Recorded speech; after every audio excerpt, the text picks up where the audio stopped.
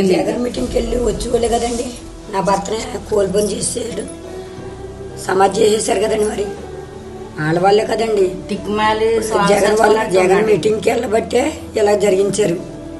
ఆ మీటింగ్ లేకపోయి అలాగే వెళ్ళకపోతే మరణం లేదు కదండి. మరి ఈయన వ్యాపారం చేసుకుని వస్తున్నారు, అలాగే మీటింగ్కి వెళ్ళి వస్తున్నారండి. మరి అలాంటి పరిస్థితుల్లో నిర్లక్ష్యమైన డ్రైవింగ్ వల్ల అంతేనండి. అప్పుడు ప్రభుత్వం కూడా దీన్ని సానుకూలంగా చూడాలి, మాట్లాడడమే కాకుండా. ఈ రూపాయలు ఈ 7 రోజుని తాగితే టీకి రూపాయలేదు. నేను ఎక్కడ తెచ్చిన నా అక్క కానీ నా పిల్ల కానీ బయటికి వెళ్ళి ఎవరైనా అడుగుతారండి. నేను వెళ్ళి పొజిషన్లో లేను. పిల్లోడికి ఎవరు ఇస్తారండి? నేను వెళ్ళి ఈ రోజు నీ పరిస్థితులు ఇలా ఉన్నానంటే నా భర్త దగ్గర ఉంటే 10 రూపాయలు బయటికి వెళ్ళి అప్పని తెచ్చి ఇలా కూర్చోబెట్టి నాకు తెచ్చి పెడతాడు కదండి.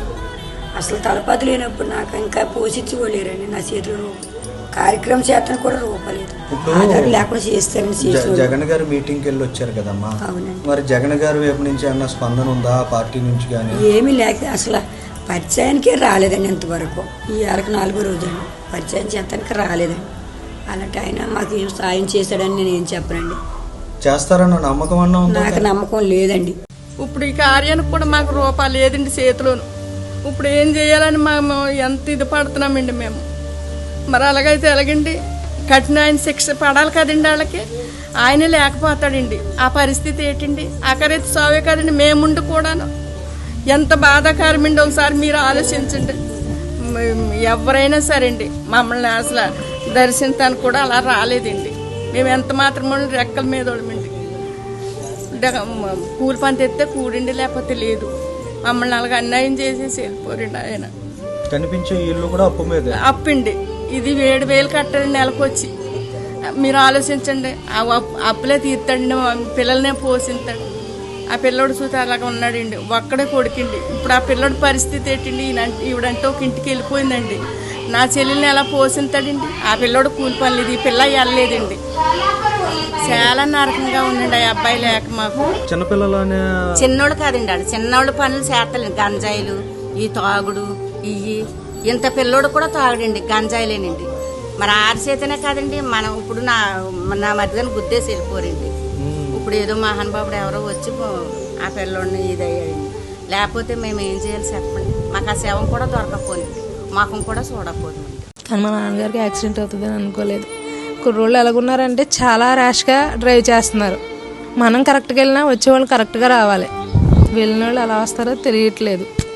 ఒక ప్రాణం పోతే కుటుంబం మొత్తం రోడ్డున పడ్డట్టే కదండి. తండ్రి ఆధారం లేకపోతే చాలా కష్టంగా ఉంటుంది. కఠినమైన చర్యలు తీసుకోవాలి. నేను చాలామందిని చూశాను, నాకు చాలా భయం వేసింది. కానీ మా నాన్నగారికి అది పరిస్థితి అవుతుందని నేను అనుకోలేదండి. జగన్ గారు మీటింగ్కి వచ్చినటువంటి పిల్లలు మద్యం మత్తులో చేశారని తెలుస్తుంది, సమాచారం ఉంది.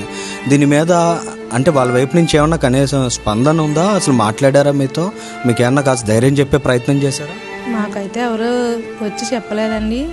అయితే కుర్రోళ్ళు అయితే డ్రింకింగ్ చేసే ఉన్నారు అని మాత్రం తెలిసిందండి. పెట్టకూడదండి అసలు.